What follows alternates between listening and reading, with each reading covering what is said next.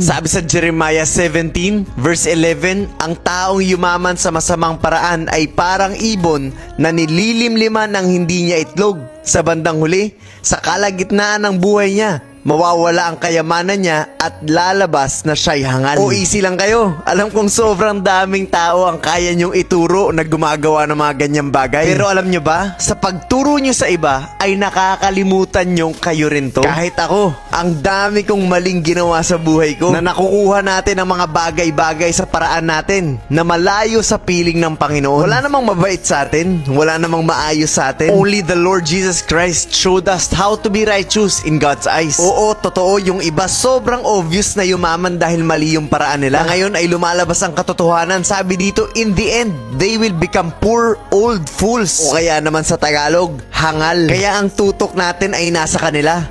Pero ibig sabihin ba nun mabait ka?